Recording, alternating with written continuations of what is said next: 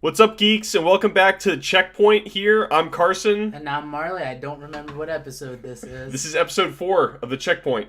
4? Yep. We've only done 4? It's bi-weekly, so... Oh, alright. They kind of sneak up on you, right?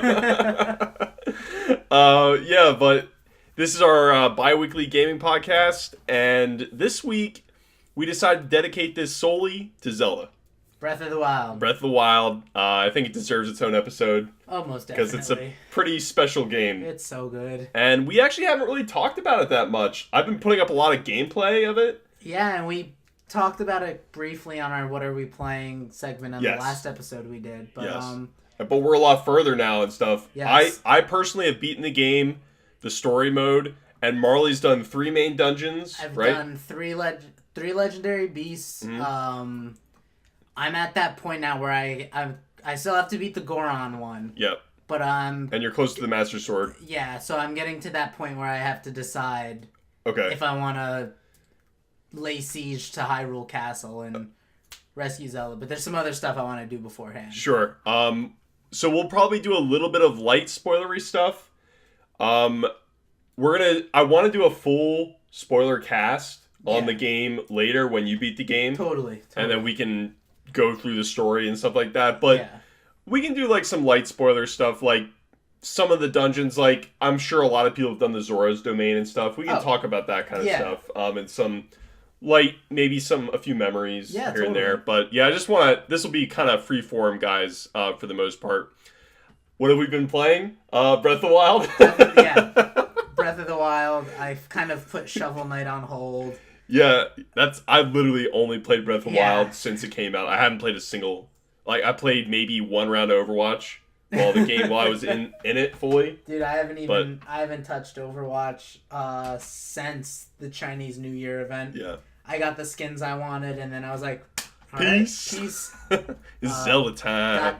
Got main waifu's skin, and then I checked out. That sounds weird. Priorities. I got Diva's Palanquin skin, and then I was like, alright, priorities, but it's just been nothing but Zelda. Yep. Alright, so what right now is your favorite thing about Breath of the Wild? If you can pinpoint that. If you need to think, I'll tell you right now. Yeah, you go. I think my favorite thing is seeing a 3D Zelda in an open world. And I feel like I'm finally getting what Miyamoto envisioned back when he was a kid. Yeah. That, sense of adventure. I haven't felt this from a Zelda game in a long time. Yeah. Because they've been progressively getting more linear. A little more hand-holdy. And the reward system, I think, is honestly what it is for me, though. Uh-huh. There's always a prize. Yes. Somewhere. There's always something waiting for you. And it's worthwhile, too. Yeah. It's not just a 20 value rupee like it used to be. I got really tired of that. Even heart pieces were I don't care about heart pieces. I want something really cool. Yeah. And I'm finally some weapon. There's so many cool weapons in this game. Yeah. There's so many cool weapons. All right. Mine is weird. Mine is something I love, but it's something I think they need to do better on. Yeah.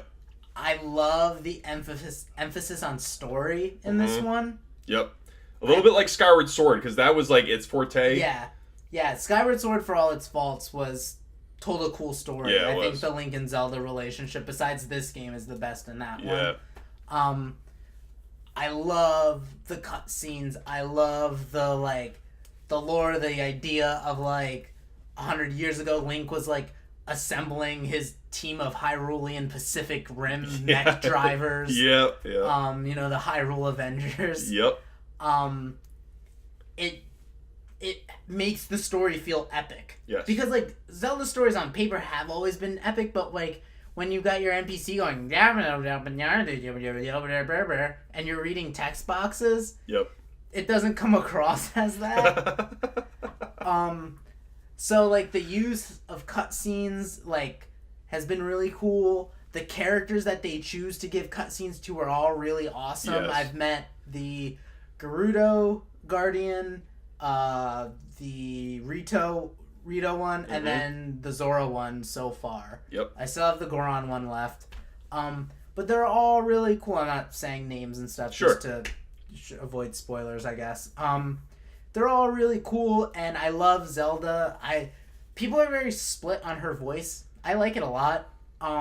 So the grand scale of the story is awesome. Now, I wish the voice acting was a little more frequent. Sure. Because they start cutscenes and it's like awesome, and then they'll switch back to text. And I've seen some parts where the lips don't match very well. I think it looks like they animated the game not with lip flaps, and it's lip synced to whatever the Japanese audio is. And then the English translators are doing the best they can to match. Yeah, that's there's one part that you haven't gotten to yet. It's at the very end of the game. I want to see what you think.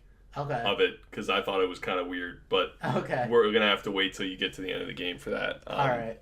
But yeah, for the most part, I do enjoy the voice acting. It does add that extra dimension that I can connect to these characters more. Yeah, and it's what I've it's like this was the final step that I needed for Zelda to really like grip me. Yes. Not that it hasn't been gripping in the past, but it's like, I don't know, there's something about hearing those characters speak that like is really awesome. Now, something that's been pretty controversial in terms of game mechanics has been the durability system. I love it.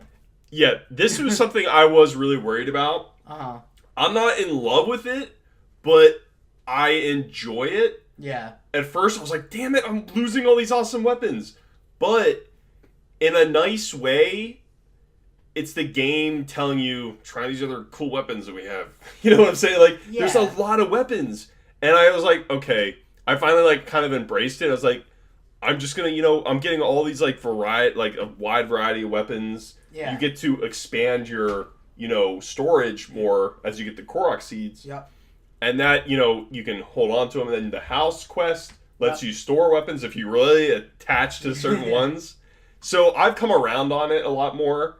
And there's that interesting thing is like their next game. Do they carry that over to the next game? Yeah. I wonder. For me, the whole theme of the game is survival. Like, yeah. Clearly the Hylians are not doing too well in this game. Like, the castle has been taken over. The towns are small and very spread out. Yep. Like, the whole point of the game is to survive.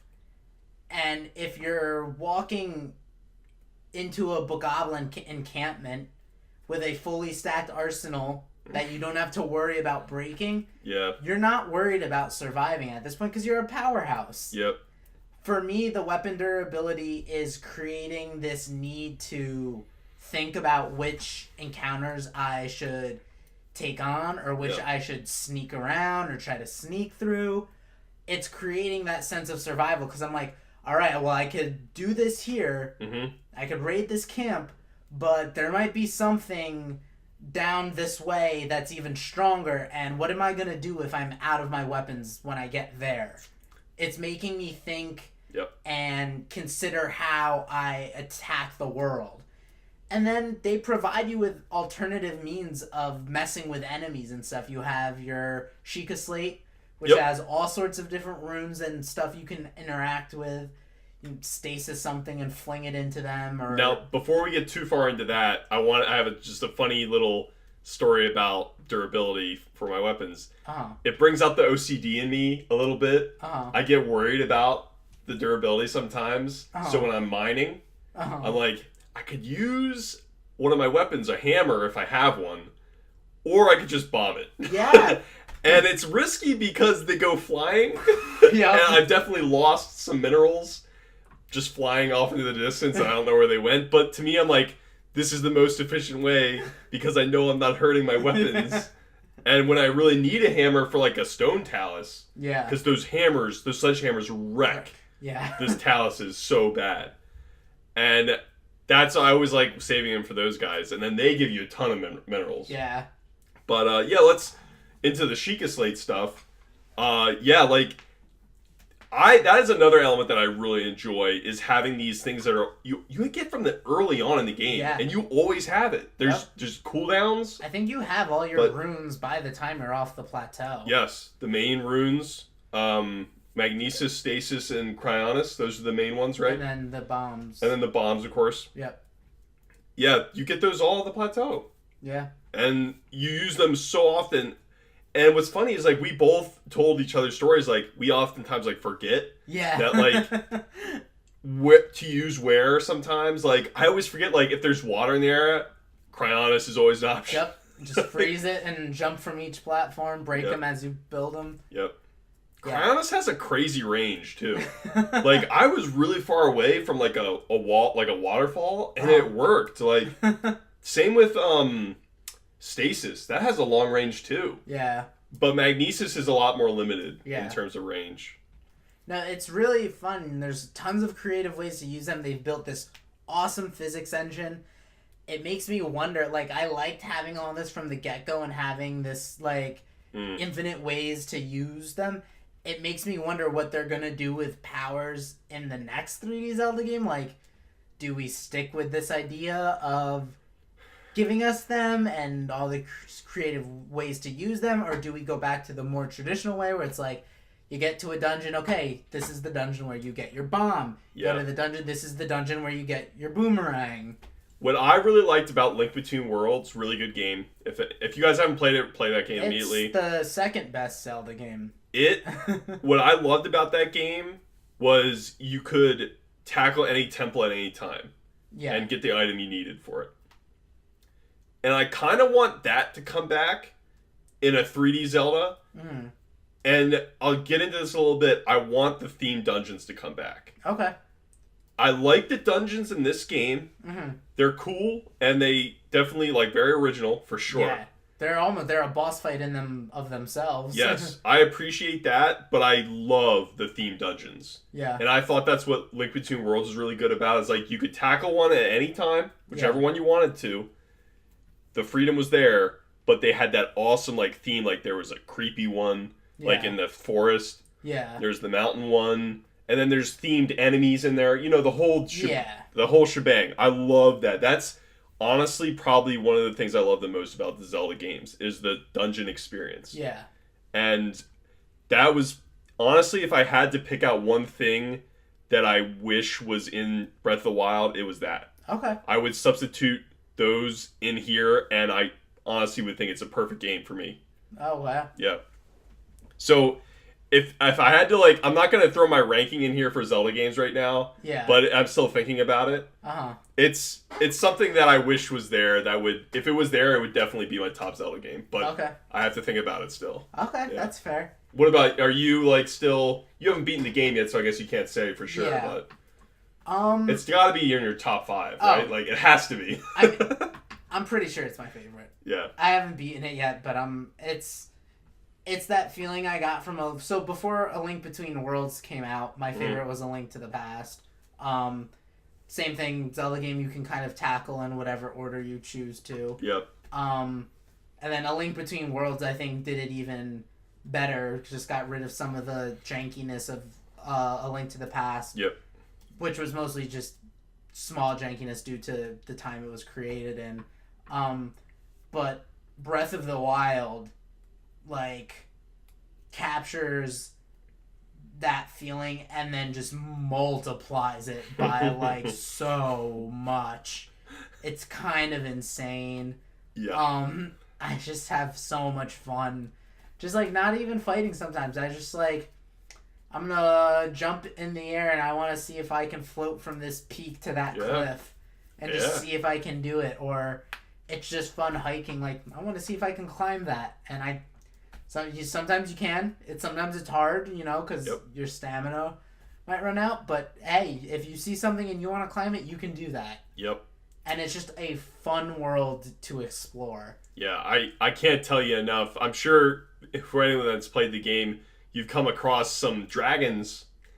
Seeing one of those for the first time really blew my mind. I was like, this thing is humongous. I didn't know this existed in the game. We saw one screenshot, like, from before, but I didn't really get a good sense of, like, how big it was until I saw it in the game. I was like, this thing's just floating over top of Lake Hylia. Like, this is insane. I was like, what do I even do with this thing? I didn't know until I finally was able to get close. And I felt so bad, but you have to shoot these things with arrows. And they're so majestic. You don't want to hurt them. You just want to watch them. I didn't want to. And then it's sad because like after you hit them, they like leave and stuff. It's like, oh, jeez, sorry, man. I just need to farm you for material. Now, there's so many like moments in this game where I just stop and I'm like, wow. Yeah. Like, this is incredible. Like, that first time you jump off the plateau and land in Hyrule. It was exhilarating. Like, yeah. It was exhilarating. I was like, where am I going to go? Like, I know I have the quest marker out there, but I can go wherever I want. Yeah, there's nothing stopping you from going wherever. Yep. I think we both kind of went in the same direction a little bit, right? We went towards Faron a little bit. Yeah. Right? We went in the same direction, and then after that, we it's like... You went to the Zora first. I think I started moving, I went towards the quest marker and started doing all that stuff, and then I made my way towards the Zora. And then I went to the quest marker, talked to Impa and all that, and then I went to the Gerudo first, which was a big mistake. Don't start on that one. It's really hard. Definitely, I think the hardest area and boss and dungeon. The dungeon for sure. Yeah. The dungeon was hell. It was really confusing.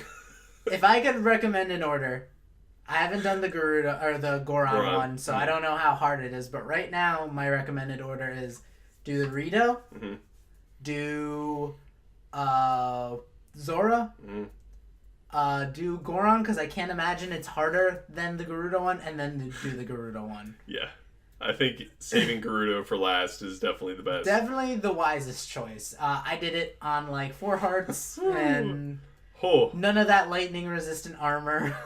Yeah, I can only imagine. I can't even fathom doing that as your first one. That's crazy. No Master Sword or anything yet. Yeah. Yeah. Whew. Can't believe that.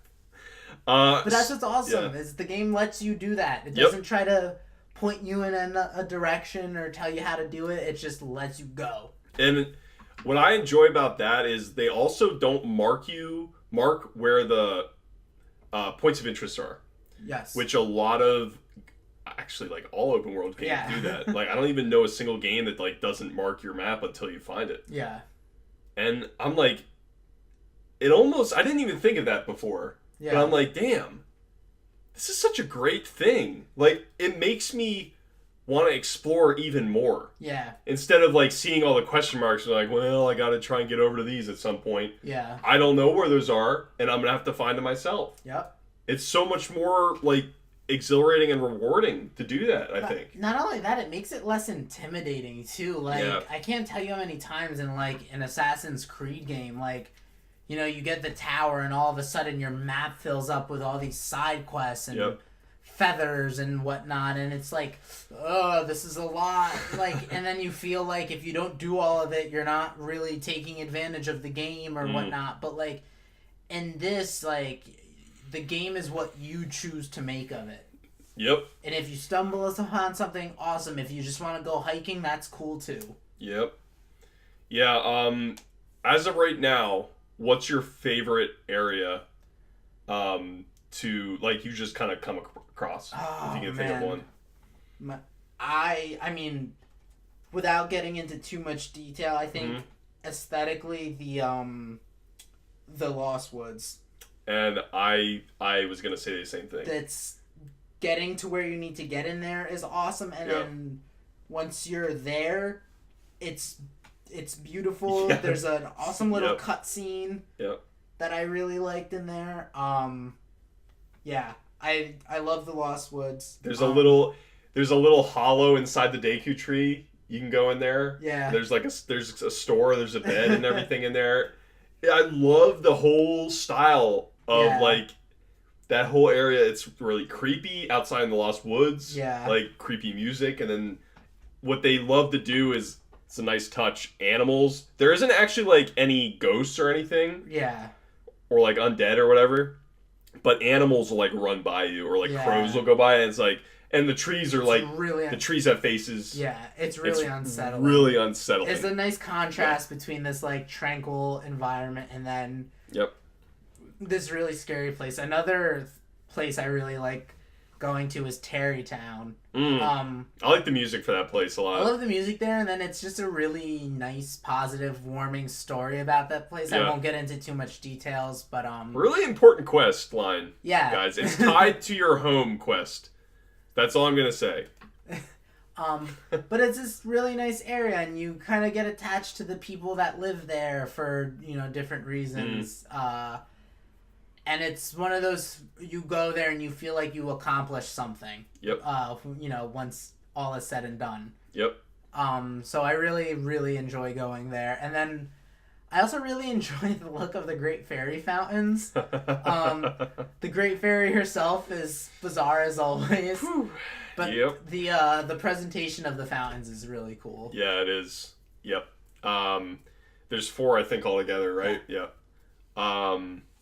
And yeah, what's great about the Great Fairy is she enhances all your armor. For anyone that hasn't figured that out yet, very useful for upgrading and having better defense. Yeah. And stuff. And of course, set bonuses, super important and super awesome. Like I found a electric resistant suit. It looks really dumb, but when you get all your pieces to level 2, you get full shock immunity. I can get hit by a lightning bolt and nothing happens. That's awesome.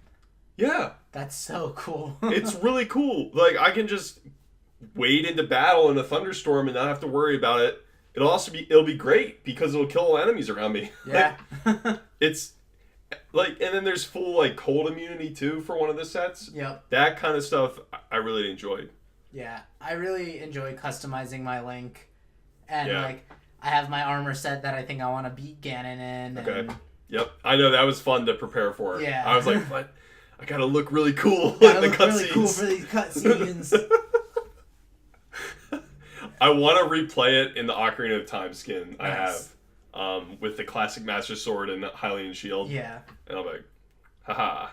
And then I want to beat it with the Twilight... I want to try and get the Twilight Princess garb. Uh-huh. And then get, like, Ganon's sword from Twilight Princess, and then beat him with his own sword and all that. Like, there's a few variations I want to do. I want to beat him naked. Yep.